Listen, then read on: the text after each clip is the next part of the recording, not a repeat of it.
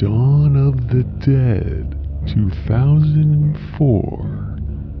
What happens when the dead come back to life and start running at you at full speed with super hardcore athletic skills and moves? You lock yourself in the old Thornhill Square Mall. That's what happens, folks. Filmed in and around Thornhill, Caledon, Brampton, and Toronto, Ontario, Canada, with the marina scene at Ashbridges Bay, where you can swim, jump on a yacht, birdwatch, picnic, and hike, or just chill on the beach. The film stars Sarah Polley from Splice 2009, and directing and making documentaries and writing cool mini-series fame plays Anna. Ving Rhames from the Mission Impossible franchise fame plays Ken. And a big shout out to Jake Weber, Mackay Pfeiffer, Ty Burrell, Michael Kelly, and Lindy Booth for being in the mall acting their asses off during the zombie apocalypse and looking real cool doing it while firing guns and using violence on zombies.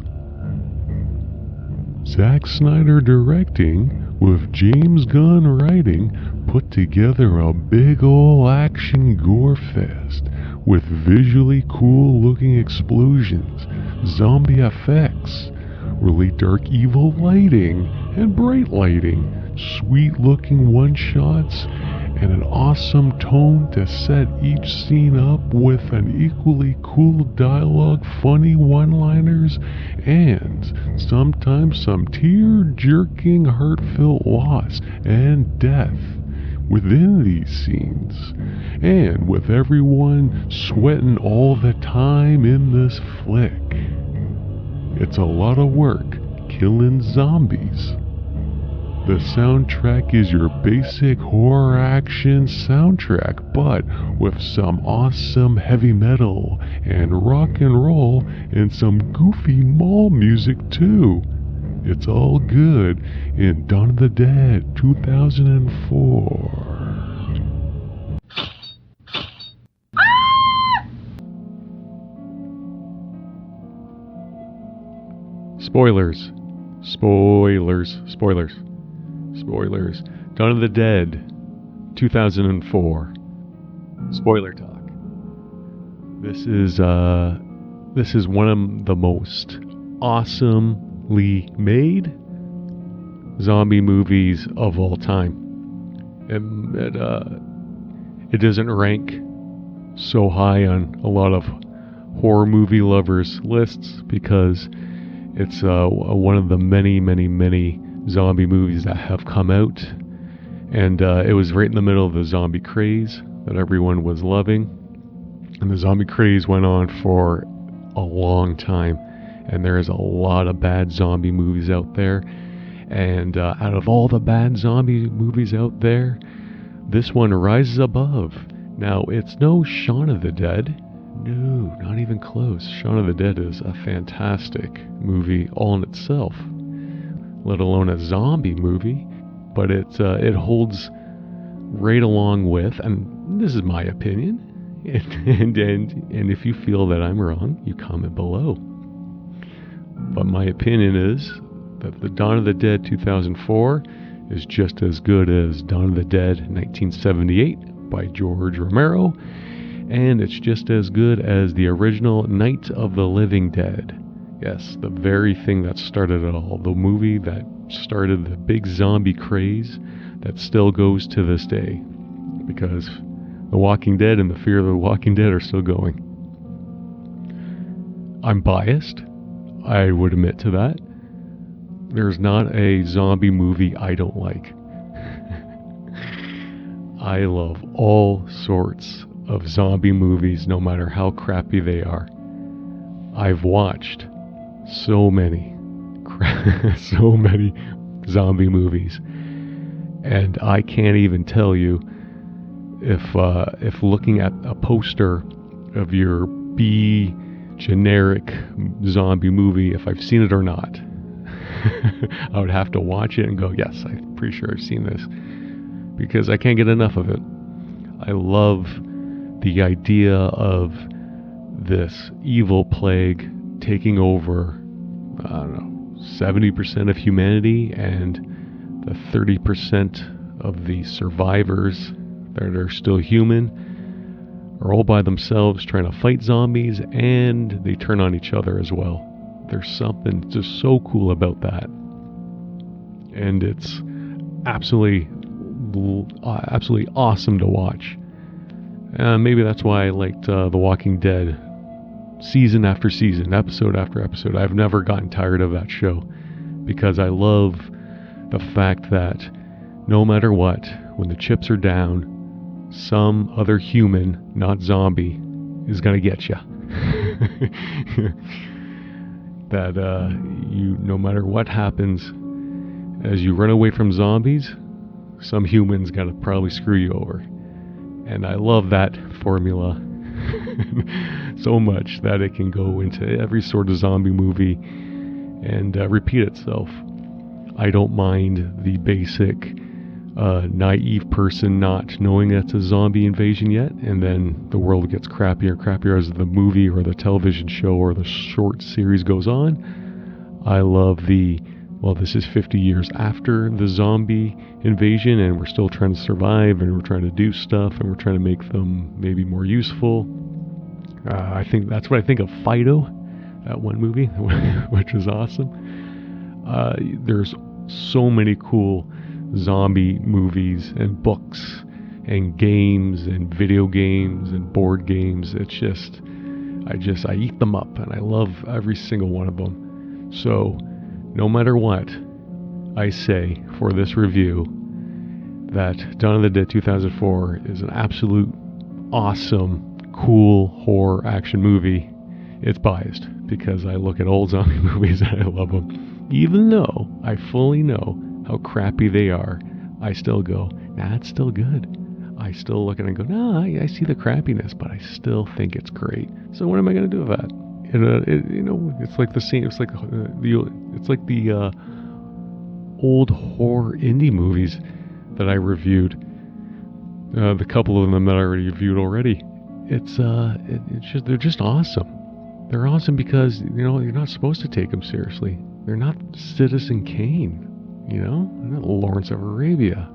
These are not supposed to be important culture movies that are supposed to change your life and change your way of thinking and change the way you might actually do something better for your life. No, this is just gory, violent, jump scares, fun.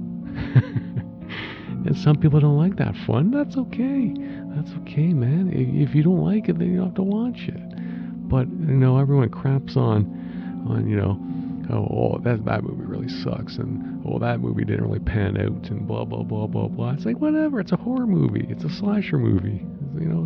Don't crap on it because you thought it was gonna be something really awesome. Be prepared. Be prepared for bad acting, bad scenes, some goofs, some overacting, some underacting, some actual actor changes because they left the project halfway through and they're too lazy to rewrite the characters. So you just notice that. Who cares? It's fun. It's horror movies and slasher movies and thriller movies. They're meant to be fun and entertainment. And this follows suit. Dawn of the Dead 2004 follows suit, and it's cool, and I love it. Zack Snyder's, this is one of his beginning projects, so you can kind of tell that what he's done with all of the DC movies that he's done, and Sucker Punch, which I like as well.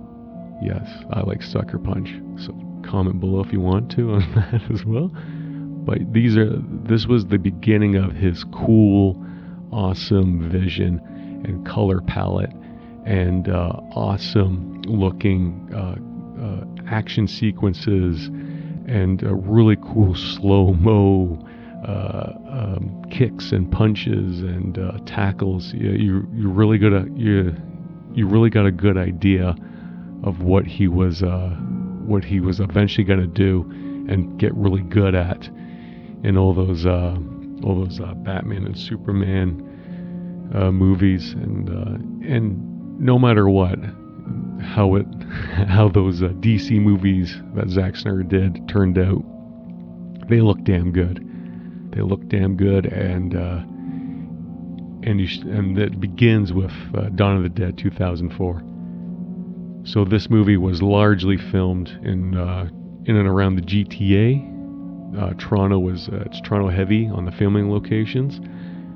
I've been to Ashbridges Bay quite often. It's a nice marina. I've never been on a yacht or nothing like that, but I've been around the area. Have I done bird watching? No, but I've seen people bird watching, and I've looked in the general direction of said bird watcher and said, hey, yeah, that's pretty cool. There's a yellow-bellied sapsucker. So I guess I did bird watching then. I've done the picnics. I've done the walk-arounds. I did a little bit of swimming. I think I was knee-deep having a beer last time I was there, so that was pretty fun. That's about it. It's a nice-looking spot. And it looks good, and the way Zack filmed it makes Ashbridges Bay look phenomenally awesome. It's just a normal looking marina bay. You know, still go if you're in and around the Toronto area. I suggest you go. It's actually a nice time. It's a nice slow spot. A couple places to hike around there. I mean, it's no Scarborough Bluffs, but it's something. Thornhill Square Mall. I've never been there. And, I'll never go there. It got demolished shortly after this movie wrapped up. Which interesting is apparently the Thornhill Square Mall in Thornhill, Ontario was a big old crappy dilapidated mall that needed dire repair, and there was no one to fund it, and no one gave a crap. And apparently there was another mall that was built and taking over most of the traffic, shopping traffic. So it was destined to be demolished no matter what. It was just another little building that got replaced by a more superior shopping center.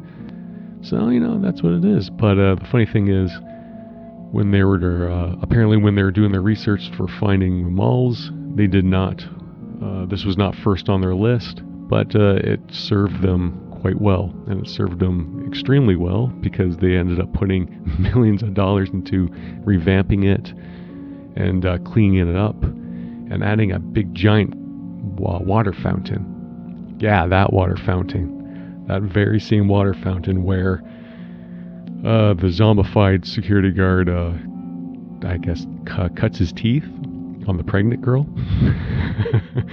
and he swims around in it for a little while. So apparently a lot of good money went into that. And then it all got demolished at the end of the day. Now, was the Thornhill Square Mall an important mall? Was it a historical mall? No, apparently not. It was just a mall, like I said, that got demolished because a more superior mall came in. Yeah, so you move on from there. And but it looked cool. They had some Starbucks stuff in there. They had to replace a bunch of stores that didn't want to have any product placement inside within the movie, which is weird because apparently there was no surcharge to it. They were just going to film it and allow the signs to be lit up, but apparently some of these companies did not want their names within this zombie movie for bad publicity, so they ended up taking a bunch of Starbucks signs and putting them over the store logos that didn't want it. So you take that for what it is, which is weird. When I did that research for that, I never got that. I was like, well, why wouldn't you want some cheap or free publicity in any type of movie. You wouldn't have to cost you anything, but they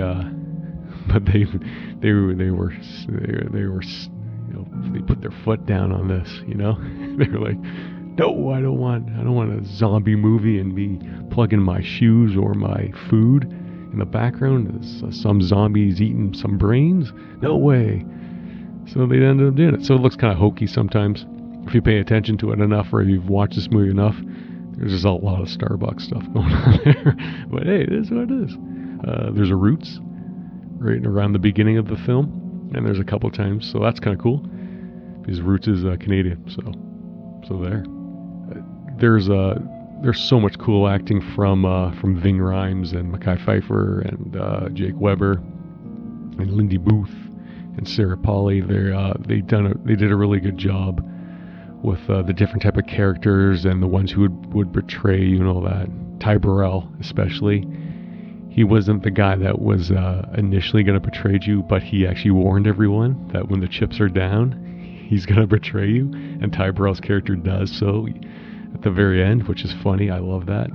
That's what makes a good zombie formula, as I stated in the beginning of this little rant I'm doing. And he did. Michael Kelly is your first kind of evil betrayer sort of guy, but then he turns around, he finds a conscience, he finds humanity within himself, and he ends up helping the people escape at the very end by blowing himself up with a bunch of zombies biting him. So that's pretty cool. The conflict within the mall, as some people did die by other people's own hands, was cool. I like how two of the characters died in the little van by accident. And then the old man picked up the chainsaw and attempted to cut some zombies down.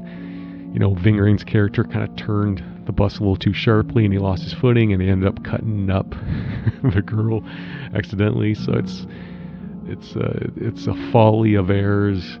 It's a lot of shooting, for love. And the dismay of your zombified pregnant girlfriend giving birth to a zombie baby, and then you shooting an innocent woman because you just lost your mind because your zombified baby is trying to attack you. So that's why Mekhi Phifer shot the old lady. It's all cool. It's cool writing. It's awesome. James Gunn did a really good job of all that cool writing, all that cool little things, little hiccups that these characters go through that end up hurting them or killing them. And like James Gunn, there's so much funny little one-liners and quips, and it's really cool. There's one of my favorite scenes in all of this movie is the Ving Rhames and Buddy, the gun store guy, gun store buddy, playing chess and sharpshooting and looking for zombified Jay Leno and zombified Rosie O'Donnell and zombified Burt Reynolds and him picking them off. The communication between each other via signs and stuff like that, which I'm going to use to plug my own stuff in this little video. So if you notice that, jump on Instagram or Twitter. Follow me there. Hey, King Canada Hill. King Canada Hill. Hill spelled H-I-1-1. I'll place it somewhere in this video. And yeah, that's about it. Dawn of the Dead, 2004. It's a wonderful movie. It's absolutely wonderful. If you're a fan of any sort of zombie content, and somehow, some way you missed this, or it's on your list, but you don't know if you're going to watch it yet, watch it now. If you're a fan of even Zack Snyder, watch it. Give it a watch. It's well worth it. It's fun. It's awesome, and it's cool. It's zombie fun. Zombie fun. So at the end of the day, what is this? What is this? Is it bootacular? Is it spooktastic? Or is it eerily awesome? This is 100% eerily awesome. Absolutely. Absolutely. So what'd you think of this movie? Leave a like or dislike. Comment if you disagree. Comment if you agree. you know, see what you, if you got, once again, see if my research was as weak as I thought it was. Do I need some corrections on it? Let me know on the comment below if you want. If you don't, whatever. I'm gonna move on to the next video. We'll spook you later, and we'll scare you next time.